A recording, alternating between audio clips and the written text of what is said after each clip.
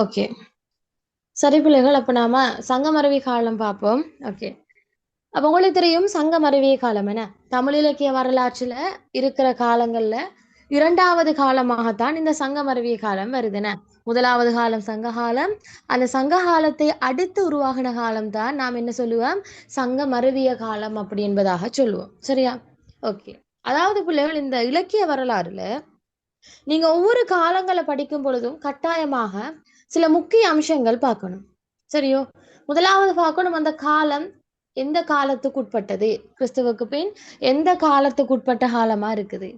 அடுத்து பார்க்கணும், அந்த காலத்தினுடைய அரசியல், பொருளாதார, சமூக நிலைகள் எவ்வாறு இருந்தன, இது பார்க்கணும். அதே மாதிரி பார்க்கணும், அந்த காலத்தில் தோற்றமற்ற இலக்கியங்கள் என்ன, அந்த இலக்கியங்களோட பண்புகள் என்னன்னு பார்க்கணும். அதோட அந்த காலத்தையும் அதற்கு முன்னுள்ள காலத்தையும் நீங்க ஒப்பிட்டு பார்க்க வேணும். இப்படித்தான் என்ன செய்யணும்? ஒவ்வொரு காலங்களையும் நீங்க படிக்கணும். ஒவ்வொரு காலங்கள் எடுத்தேன்னு சொன்னா அதற்கு ஆண்டுகள் தேவை, ஆண்டுகள் தெரிஞ்சிருக்கணும். அதே மாதிரி அந்த காலத்தினுடைய அரசியல், பொருளாதார, சமூக நிலைகள் பார்த்திருக்க வேணும். அதே மாதிரி இலக்கியங்கள் பார்க்கணும், அந்த இலக்கியங்களோட பண்புகள் பார்க்கணும். அதே போல ஏனைய காலங்களோட நீங்க படிக்கிற காலத்தை வச்சு ஒப்பீடு செஞ்சு பார்க்கணும். இப்படி மொத்தமாக படிச்சேன்னு சொன்னாதான் உங்களுக்கு என்ன, காலங்கள் தொடர்பான எந்த கேள்வி கேட்டாலும் உங்களுக்கு விடையளிக்க கூடியதாக இருக்கும். சரியா? இதுக்குள்ள இருந்துதான் கேள்விகள் அமையும். எனவே இது இந்த இந்த பகுதிகளை நீங்க என்ன செய்யணும்? கட்டாயமாக படிச்சு கொள்ளணும். சரியா? ஓகே. இப்ப நாம பார்க்க போறோம் பிள்ளைகள், இந்த சங்க காலத்தை அடுத்து இடம்பெற்ற காலமான சங்கமருவிய காலம் என்றா என்ன, அதுல என்னென்ன விஷயங்கள் நடந்தது, சங்க காலத்துக்கும் சங்கமருவி காலத்துக்கும் இடையிலான டிஃபரெண்ட் என்ன என்று சொல்லி நிறைய விஷயங்கள் நாம் இப்ப பார்க்க போறோம். சரியோ? ஓகே. நாம உடனே இப்ப விஷயத்துக்குள்ள போவோமா? ஓகே. உங்களுக்கு தெரியும் பிள்ளைகள், இதுக்கு நாங்க சொல்லுவோம் சங்கமருவிய காலம் அப்படின்ட்டு. எத்தனையாம் நூற்றாண்டுல இருந்து எத்தனையாம் நூற்றாண்டு வரை? அஹ்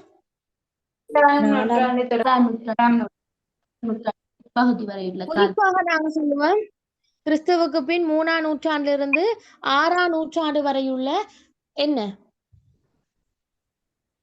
300 ஆண்டு கால பகுதிகளை கொண்ட காலம் தான் சங்கமருவிய காலம் என்று சொல்லுவோம். அல்லது சில சொல்றாங்க என்னது, கிறிஸ்துவுக்கு பின் 4ஆம் நூற்றாண்டுல இருந்து 6ஆம் நூற்றாண்டு வரையுள்ள காலப்பகுதி தான் சங்கமருவிய காலம் என்று சொல்றாங்க. எனவே இவங்க இப்படி பகுத்தாலும் கூட எங்களுக்கு தெரிஞ்சிருக்கணும், சங்ககாலம் கிறிஸ்துவுக்கு பின் 3ஆம் நூற்றாண்டுல முடியுது, அதனை அடுத்ததாக தொடங்கின காலம் தான் என்ன, சங்கமருவிய காலம் என்பதாக சொல்லணும். சரியா? அப்ப நீங்க ஆண்டுகள் என்ன என்றதை கட்டாயம் தெரிஞ்சிருக்க வேணும். ஓகே. அடுத்தது நாம பார்க்கிற பிள்ளைகள், இந்த சங்கமருவிய காலம் வந்து நாம படிக்கிறோம் என்ன, சங்கமருவிய காலம் வந்து நாம படிக்கிறோம். இதுல அர்த்தம் என்ன பிள்ளையா? சங்கமருவிய காலம் அர்த்தம் என்ன? சங்க காலத்துல இருந்த சங்கங்கள் மாற்றமடைந்த பண்புகளை கொண்ட காலம். சங்கமருவி காலத்துல அருவி வந்தது, அந்த மரபானது மறைந்து வந்தது. அதாவது பிள்ளைகள், சங்க மருவிய காலம் தான் சங்க மருவிய காலம் என, அதாவது சங்க காலத்திலிருந்து மருவிய அல்லது வேறுபட்ட காலமாகத்தான் இந்த சங்க மருவிய காலம் இருக்கிறதால இதுக்கு இப்படியானது ஒரு பேர் வந்தது. உங்களுக்கு தெரியும், சங்க காலம் என்று சொன்னது என்னண்டா, முச்சங்கங்கள் இணைந்து அங்க தமிழ் வளர்த்த காரணத்தினாலதான் அந்த காலத்தை நாங்க சங்ககாலம் அப்படி என்பதாக சொன்னோம் என்ன. சங்க காலத்துல என்ன நடந்தது? முச்சங்கங்கள் இணைந்து தமிழ் வளர்த்தாங்கன்றதால நாங்க அந்த காலத்தை சொன்னோம் சங்ககாலம் அப்படின்ட்டு. ஆனால் அந்த சங்க காலத்துக்கு பிறகு வந்த இந்த காலம் பிள்ளைகள் சங்க காலத்தினுடைய அம்சங்களிலிருந்து வேறுபட்டதாக காணப்பட்டது. முழுமையாக வேறுபட இல்லை, ஆனால் பாரியதொரு வேறுபாடு இருந்தது. அந்த கால சமூகத்துக்கும் இந்த சமூகத்துக்கும், அந்த இலக்கியங்களுக்கும் இங்கே தோன்றின இலக்கியங்களுக்கும், அங்க இருந்த சமயத்துக்கும் இங்க இருந்த சமயத்துக்கும் சொல்லி பல வேறுபாடுகள் கொண்ட காலமாக இருந்ததால இலக்கிய ஆசிரியர்கள் என்ன சொன்னாங்கன்றால், இந்த காலமானது எப்படி தெரியுமோ, சங்க காலத்திலிருந்து வேறுபட்ட காலமா இருக்கிறதால அவங்க இதுக்கு பேரு போட்டாங்க சங்க மருவிய காலம் அப்படின்னு போட்டாங்க. விளங்கினதா? சங்க காலத்திலிருந்து மருவிய காலம், மருவியன்னா வேறுபட்டன்றது அர்த்தம். எனவே இப்படித்தான் பிள்ளைகள் இந்த சங்க மருவிய காலம் என்பதோட பெயர் உருவாகினது. சங்க காலத்திலிருந்து வேறுபட்ட காலமாக இருக்குது என்றுதான் இதோட பேராக காணப்படுது. சங்க மருவிய காலத்துல பெயர் வர காரணம் இதுதான். அதெல்லாம பிள்ளைகள், நாங்க இந்த சங்க மருவிய காலத்துக்கு இன்னும் நிறைய பெயர்கள் சொல்லுவோம். தெரிஞ்ச பிள்ளைகள் சொல்லுங்க பாப்போம்.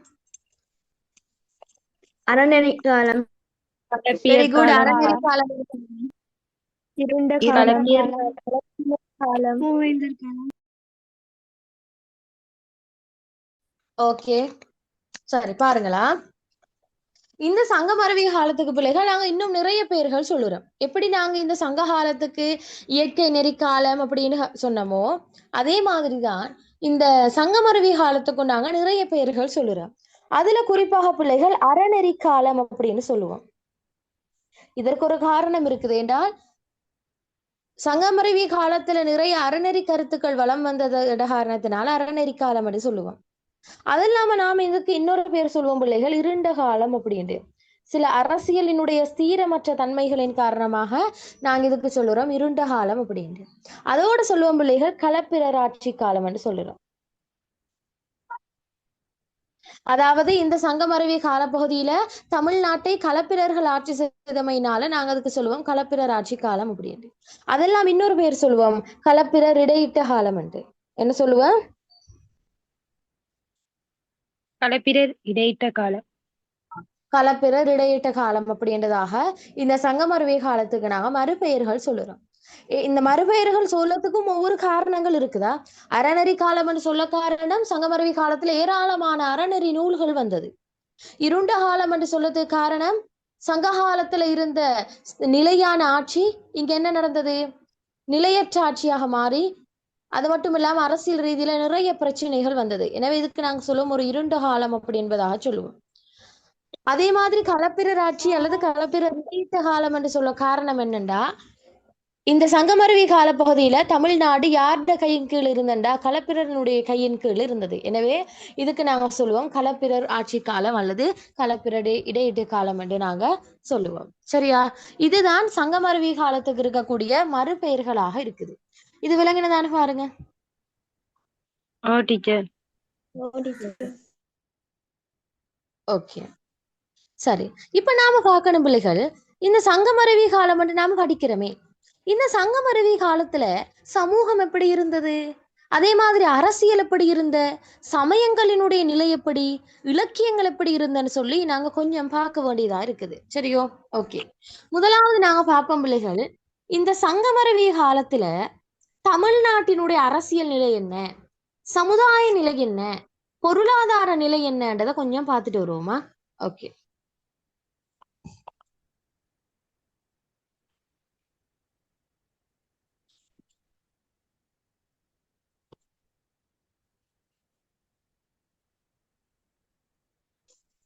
என்னது? சங்கமருவி காலத்தினுடைய தமிழ்நாட்டில் இருந்த அரசியல், பொருளாதார, சமய நிலைகள் எவ்வாறு இருந்தனன்றதை பத்தி நாங்க பார்க்க போறோம். சரி, ஓகே. சரி, இது தமிழ்நாடுனா வரைதன், இது தமிழ்நாடு. சரியோ? இந்த தமிழ்நாட்டில் என்ன நடந்தண்டா, நான் இதுக்கு கொஞ்சம் பிளஷ்பேக்கு போய்த்துட்டு வருவோம். அதாவது பிள்ளைகள், இந்த சங்கமருவி காலத்துக்கு முன் தோன்றின இந்த சங்ககாலம் இருக்குதே, அந்த சங்க காலத்துல எப்படி ஆட்சி இருந்தண்டா பிள்ளைகள்? அரசியல் கொடி கட்டி பறந்து. எங்க என்ன நடந்தது? தமிழ் மக்களினுடைய அரசியல் கொடி கட்டி பறந்தது. வரலாறு பேசக்கூடிய அளவுக்கு சங்க காலத்தினுடைய மன்னர்கள் இருந்தாங்க. அதுலயும் சொல்ல போனால் சங்க காலத்துல இந்த தமிழ்நாட்டை ஆட்சி செய்தவர்கள், சங்க காலத்துல இந்த தமிழ்நாட்டை ஆட்சி செய்தவர்கள் யாராக இருந்தண்டா பிள்ளைகள்? தமிழ்நாட்டிலே பிறந்த தமிழ் மன்னர்களாத்தான் இருந்தாங்க. இல்லைங்களா? தமிழ்நாட்டை சங்க காலத்தில் யார் ஆட்சி செஞ்சாங்கன்றால், அதே தமிழ்நாட்டுல பிறந்த, தமிழ்நாட்டை பூர்வீகமாக கொண்ட தமிழ் மன்னர்கள் தான் ஆட்சி செஞ்சாங்க. சேர, சோழ, பாண்டியரண்ட மூவேந்தர்கள் தான் சங்க காலத்தை ஆட்சி செஞ்சாங்க. இதனால் என்ன நடந்தென்றால், அங்க ஸ்தீரமான ஆட்சி இருந்ததே, அரசியல் கலை கட்டி ஓங்கின, வரலாறு பேசக்கூடிய அளவுக்கு சங்ககால அரசர்கள் இருந்தாங்க. இது எப்போ? சங்க காலத்துல. ஆனா பிள்ளைகள், சங்கமருவி காலமாகும் போதோ எதிர்பார்க்காத விதமாக அப்படியே டவுன் ஆகுது தமிழ்நாட்டினுடைய அரசியல் நிலை. எது டவுன் ஆகுது? தமிழ்நாட்டினுடைய அரசியல் நிலை டவுன் ஆகுது. என்னண்டா பிள்ளைகள், இவ்வளவு காலமே தமிழ்நாடு யாருக்கு கீழ் ஆட்சி செய்யப்பட்டது? ஒரு தமிழ்நாட்டுல பிறந்த மன்னன் ஒருவனுக்கு கீழதான் ஆட்சி செய்யப்பட்டதுன்னா, அது சேரன், சோழன், பாண்டியன் சொல்லி மூவேந்தர்களாலும் தான் தமிழ்நாடு ஆட்சி செய்யப்பட்டது. இது எப்போ? சங்க காலத்துல. ஆனால் சங்கமருவி காலமாகும் போது என்ன நடக்குதுண்டா பிள்ளைகள்? இந்த தமிழகத்தில் ஆட்சி செஞ்சு கொண்டிருந்த மூவேந்தர்களினுடைய ஆட்சியானது வலிமை குன்ற தொடங்குகிறது. எது வலிமை குன்ற தொடங்குகிறது? யார்கிட்ட வலிமை மூவேந்தரின் ஆட்சி. மூவேந்தர்களினுடைய ஆட்சி என்ன செய்தா இந்த சங்கமரவி காலமாகும் போது தமிழ்நாட்டுல அப்படியே கீழ்மட்டத்துக்கு வருது. பாருங்க, குறிப்பாக தமிழ்நாடுன்னு சொல்றது இந்தியாவினுடைய தென்பகுதி. என்ன இது மேல் இருக்கிறது வடநாடு, தென்பகுதி தான் தமிழ்நாடு அல்லது நாங்க தமிழகம் அப்படின்னு சொல்லுவோம். அதுலதான் சேர சோழ பாண்டிய நாடுன்னு பிரிச்சிருக்குது. சோழ நாடு, சேர நாடு, பாண்டிய நாடுன்னு பிரிச்சிருக்குது. அந்த மூணுலையுமே சோழர்களும் சேரர்களும் பாண்டியர்களும் ஆட்சி செஞ்சுட்டு வந்தாங்க. இப்படித்தான் தமிழ்நாடு சங்க காலத்தில் இருந்தது. போக போக போக என்ன நடக்குதுண்டா பிள்ளைகள், இந்த மூவேந்தர்களினுடைய ஆட்சி அப்படியே பவர் குறைய தொடங்குது.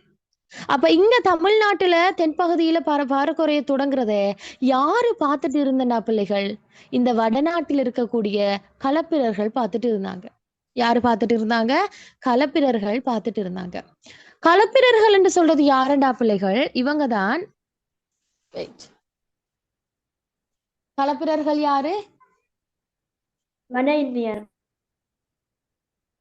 இலங்கை இல்ல, வட இந்தியால இருக்கிறாங்க. Very good. அங்க இருக்கக்கூடிய ஆட்கள் தான் என்ன? களப்பிரர்களாக நாம சொல்லுறோம். சரியோ? ஓகே.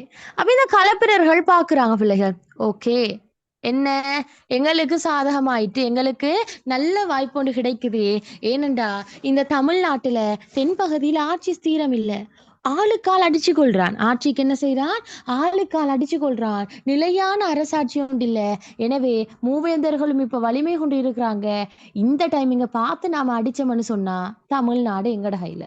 அவங்க எப்படி யோசிச்சாங்க? இந்த டைமை பார்த்து நாம உள்ள இறங்கினு சொன்னா தமிழ்நாடு எங்கட கையில நினைச்சு என்ன செஞ்சாங்கண்டா? என்ன செஞ்சாங்க? களப்பிரர்கள் படையாக திரளாக தமிழ்நாட்டுக்குள்ள வந்து இறங்கினாங்க. என்ன செஞ்சாங்க? வந்து இறங்கினாங்க. யாரு? களப்பிரர்கள் தமிழ்நாட்டுக்குள்ள வந்து இறங்கினாங்க. வந்து இறங்கினது மட்டுமல்லாம பிள்ளைகள், இவங்களுடைய ஆட்சி தமிழ்நாட்டுல எப்படி இருந்ததுன்னு சொன்னா ஒரு கொடுங்கோல் ஆட்சிக்கு சமமாகத்தான் நடத்தினாங்க. விளங்கினதா?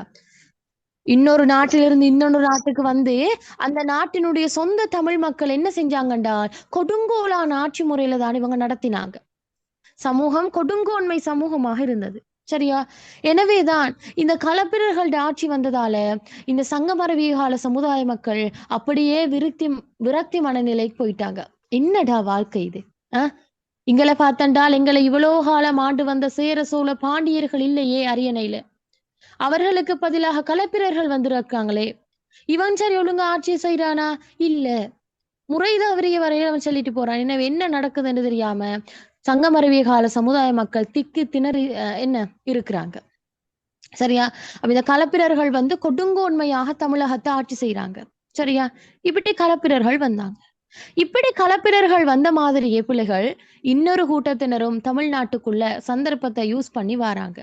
அவங்க யாருன்னு சொன்னா ஆரியர்கள் வராங்க. வேறு பகுதியிலிருந்து தமிழகத்துக்குள்ள நுழைறாங்க. சரியா? அப்ப களப்பிரர்கள் அரசியல் ஆப்ப வச்சான். சரியா? அதே மாதிரி பிள்ளைகள் ஆரியர்கள் அவன் எதுல கை வச்சான் என்றால் தமிழ்நாட்டினுடைய கலாச்சாரம், பண்பாடு, வழக்கங்கள் இவன் கைய வச்சான். யாரு? ஆரியர்கள் கைய வச்சாங்க.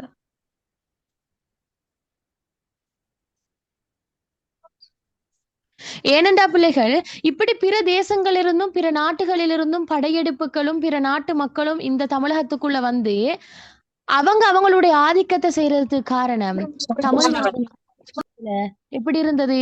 ஒரு கதவில்லாத வீடுமாய்தான் இருந்தது. தமிழ்நாடு எப்படி இருந்தது பிள்ளைகள்?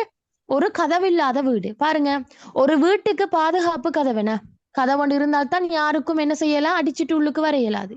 ஆனா பாருங்க, தமிழகத்தினுடைய நிலைமை இப்ப அப்படித்தான் இருக்குது. கதவில்லாத பாதுகாப்பற்ற வீடுமாய். ஏனென்றால் இவ்வளவு காலமும் தன்னை பாதுகாத்து வந்த சோர சேர பாண்டியர்களுடைய ஆட்சிமை வலிமை குன்றி யார் யாருக்கோ அடிமையாக வேண்டிய, யார் யாரினுடையோ ஆட்சி கீழே வாழ வேண்டிய சூழ்நிலை இந்த மக்களுக்கு ஏற்பட்டது. எனவே மக்களாலும் ஒன்றும் செய்ய முடியாத நிலையில் இருக்கிறாங்க. இப்படித்தான் பிள்ளைகள் சங்கமரவிய கால சமுதாயத்துக்குள்ள பிற நாட்டவர்களும் பிற தேசத்தவர்களும் என்ன செஞ்சாங்க? திரளாக படையெடுத்தாங்க. சரியா? அதுல குறிப்பா இந்த ஆரியர்கள் எடுத்தேன்னு சொன்னா பிள்ளைகள், ஆரியர்கள் தமிழ்நாட்டினுடைய பழக்க வழக்கங்கள், கலாச்சாரங்கள் எல்லாத்தையுமே மாத்திட்டு போனாங்க. குறிப்பாக சங்க காலத்துல மக்கள் ஒன்றோடொன்றாக நகமும் சதையுமாக பழகின இந்த மக்களை இந்த ஆரியர்கள் தங்களுடைய திட்டத்தின் காரணமாக என்ன செஞ்சாங்கண்டா, ஒட்டி உறவாடி ஒரு கூண்டு கிளிகளாக வாழ்ந்த இந்த மக்களை பிரிச்சு போட்டாங்க.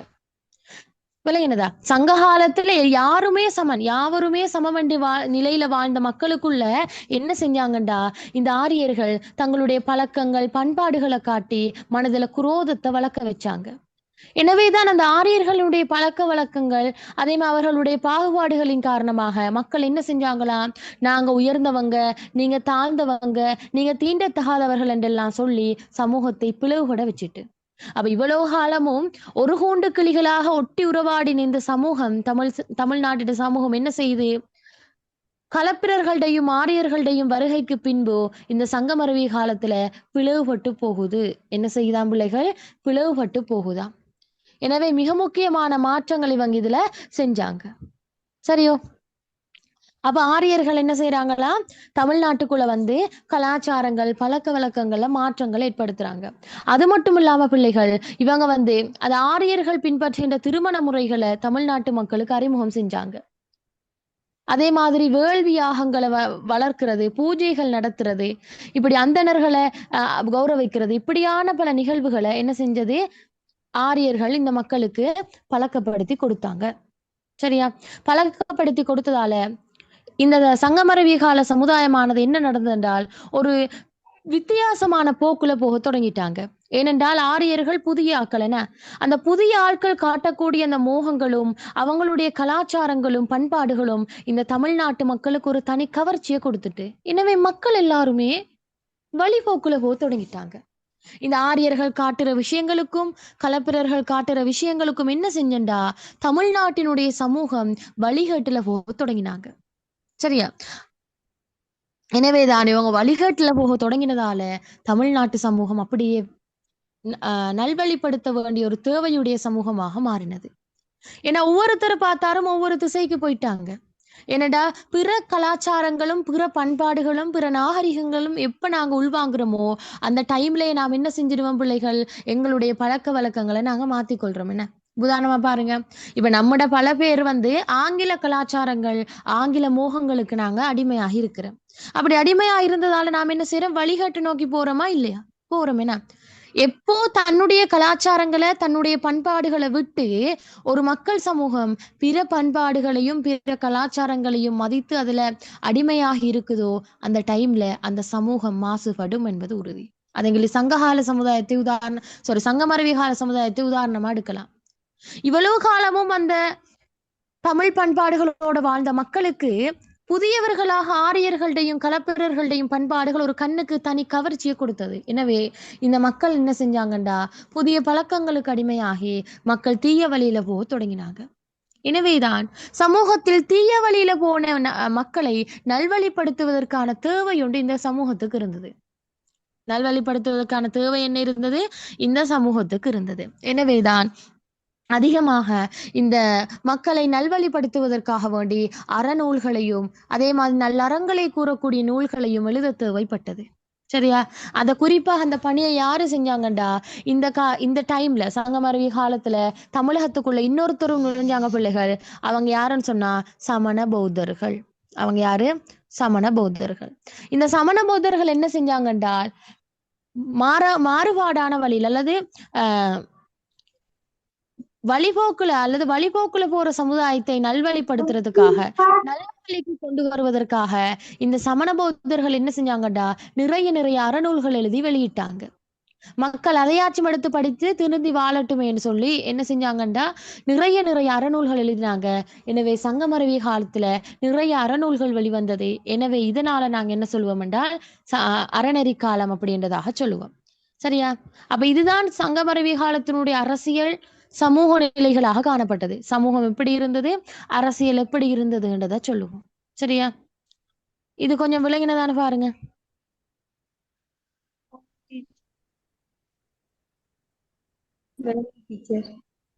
விளங்கிட்டு அடுத்த மிஸ் விளங்குச்சு. ஓகே, சரி. அதுலயும் குறிப்பாக நான் ஒன்று சொல்லணும் பிள்ளைகள், இந்த சங்கமருவி காலத்தினுடைய சமூகத்தை எடுத்தேன்னு சொன்னா இந்த சமூகம் பிளவுபட்டு இருந்தது பிள்ளைகள்.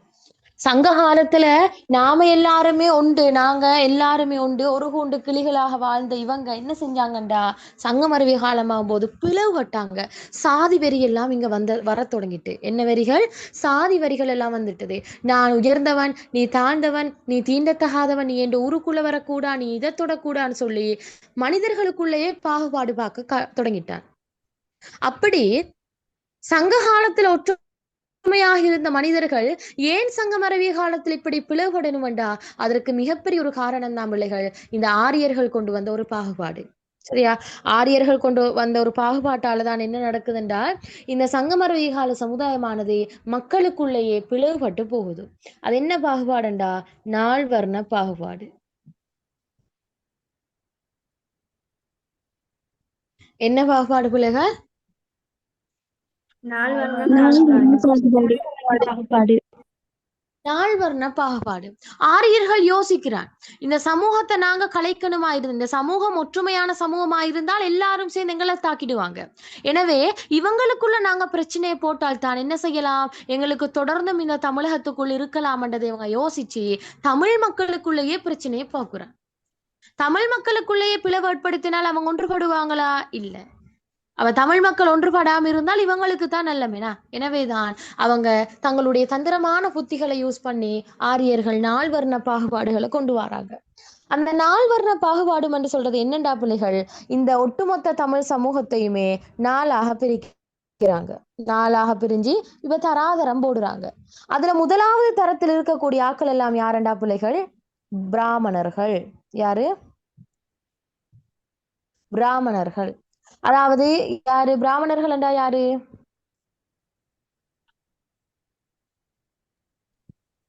யாரு பிள்ளைகள் பிராமணர்கள்?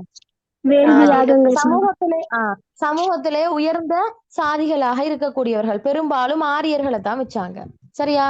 இந்த பிராமணர்கள் யாருன்னு சொன்னா பிரம்மனினுடைய தலையிலிருந்து பிறந்தவர்களாக நாங்க சொல்லுவோம். எப்படி? பிராமணர்கள் யாரா? பிரம்மனினுடைய தலையில இருந்து பிறந்தவர்களாக நாம சொல்லுவோம். ரெண்டாவது யாருண்டா பிள்ளைகள்? யாரு? வெரி குட், சத்திரியர். வெரி குட், சத்திரியர்கள். இந்த சத்திரியர்கள் என்றா யாரு பிள்ளைகள்? வீரர்கள். அதாவது அரசர்கள். சத்திரியர்கள் என்றா யாரு?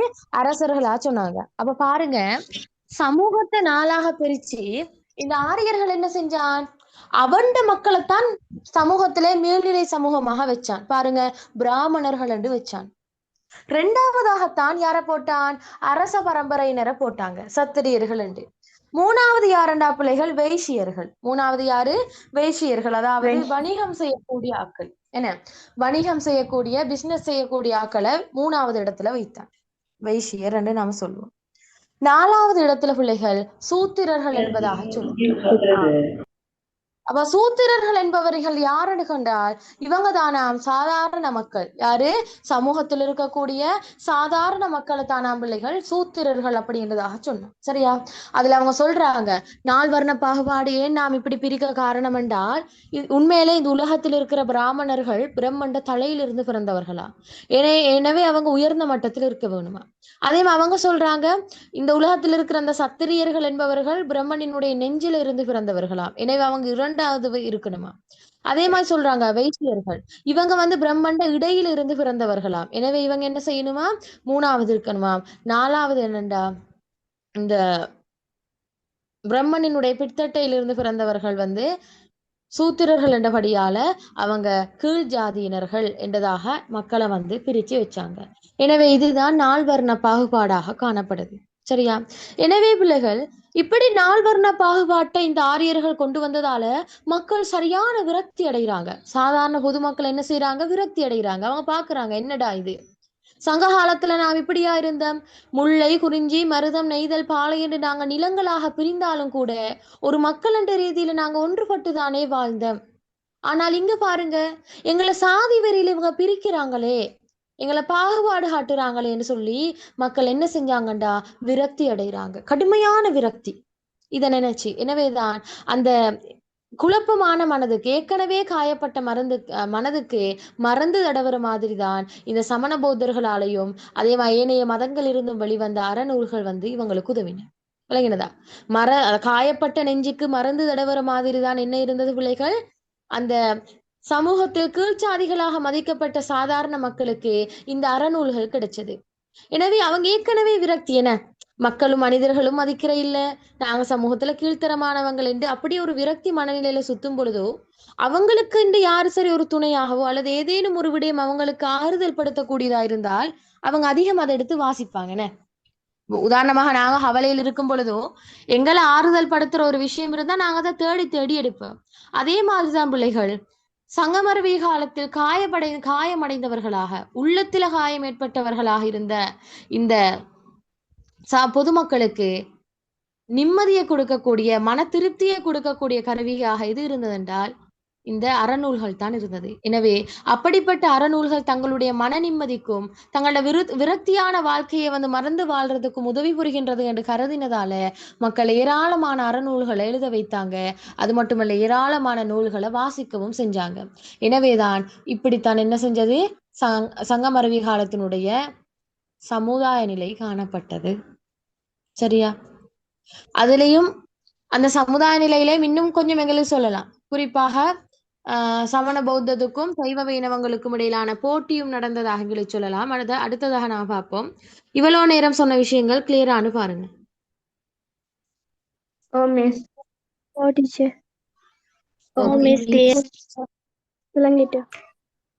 ஓகே. அதே மாதிரி பிள்ளைகள் சங்கமருவி காலத்தினுடைய சமய நிலைகள் என்னன்னு பார்த்தென்றால் இங்க குறிப்பாக 4 சமயங்கள் இருந்தது. ஒன்று நாங்க சொல்லுவோம் சமண பௌத்தம் அப்படின்ட்டு, இன்னொன்று சொல்லுவோம் பிள்ளைகள் சைவ வைணவம் அப்படின்னு சொல்லுவோம். சைவ வைணவம் அப்படின்னு சொல்லுவோம். உங்களுக்கு தெரிய வேணும், இந்த தமிழகம் அல்லது தமிழ்நாட்டுல ஏற்கனவே பிறந்து வளர்ந்த மதம் தான் சைவ வைணவம். அடிப்படையில இருந்து இருக்குது. முதல் நாள்ல இருந்து என்ன இருக்குது, சைவ வைணவ மதங்கள் இருக்குது. ஏன்னா தமிழ் மக்களினுடைய மதங்கள் இதுதானே. ஏன்னா ஆரம்ப காலத்துல சங்க காலத்துல இருந்தே சைவ வைணவ மதங்கள் அங்க இருந்தது. அவ சங்கமருவி காலத்திலயுமே அந்த நாட்டுல பிறந்து வளர்ந்த மதம்னு கேட்டால் சைவ வைணவம் தான். அந்த சமண பௌத்தம் என்றது எங்கிருந்து வந்தா பிற நாடுகள்ல இருந்து, பிற பிரதேசங்கள்ல இருந்து தான் தமிழ்நாட்டுக்கு கடத்தப்பட்டது. எனவேதான் பிள்ளைகள் இந்த சங்கமருவி காலத்துல சைவ வைணவத்துக்கும் சமண பௌத்தத்துக்கும் இடையிலான ஒரு போட்டி இருந்தது.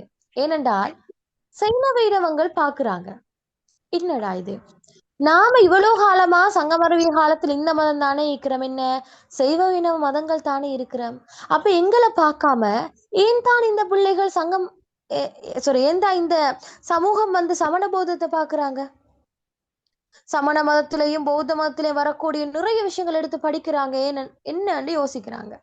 அதுக்கான காரணம் என்னண்டா பிள்ளைகள், ஏற்கனவே இந்த சங்கமருவிய கால மக்கள் காயமடைஞ்சவங்களாக இருக்கிறாங்களா இல்லையா? சமூகத்துல நடக்கிற அநீதிகள், கொடுமைகள், பாகுபாடுகளுக்கு முகங்கொடுத்து இந்த சங்கமருவிய காலம் என்ன கவலையடைந்த சமூகமா இருக்குதா இல்லையா?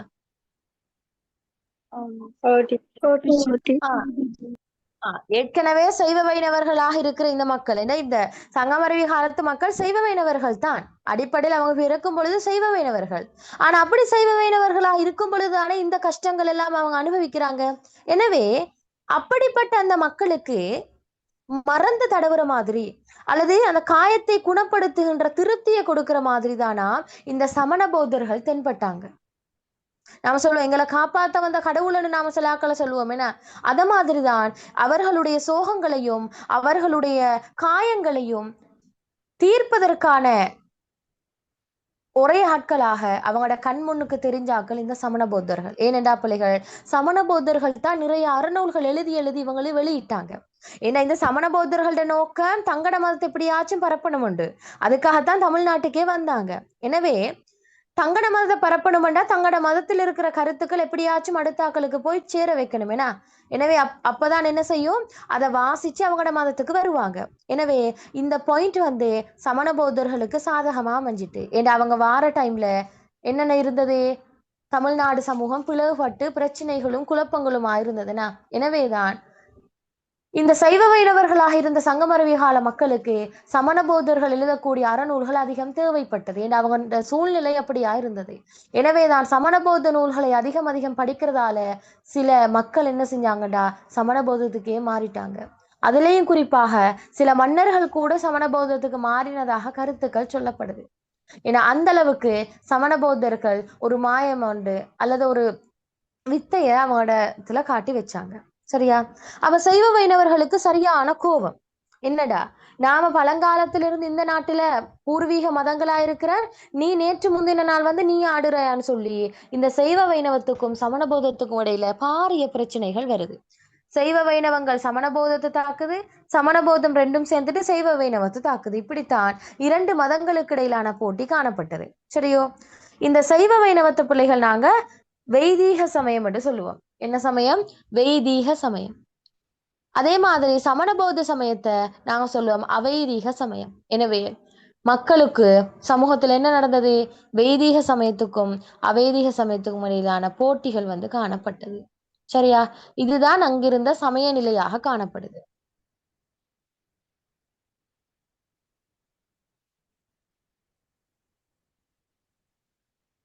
கிளியரான பாருங்க. ஓ டீச்சர். விளங்கிட்டு. ஓகே. அப்ப அரசியல், பொருளாதார, சமூக, சமய நிலைகள் எல்லாம் பார்த்தாச்சு. சரி, இப்ப அடுத்தது நான் பார்க்கணும் இலக்கியங்கள். இப்ப அரசியல், பொருளாதார, சமூக நிலைகளை குறித்து விளக்குகண்டு கேட்க மாட்டாங்க. ஆனா நீங்க தெரிஞ்சிருக்கணுமா? சரியோ? அடுத்த பாதி பார்ப்போமா? Okay teacher. ஓகே. என்ன சின்ன ஒரு டைம் தாரீங்களா? ப்ரே பண்ணிட்டு வரேன். சரி டீச்சர். Okay teacher. ஓகே.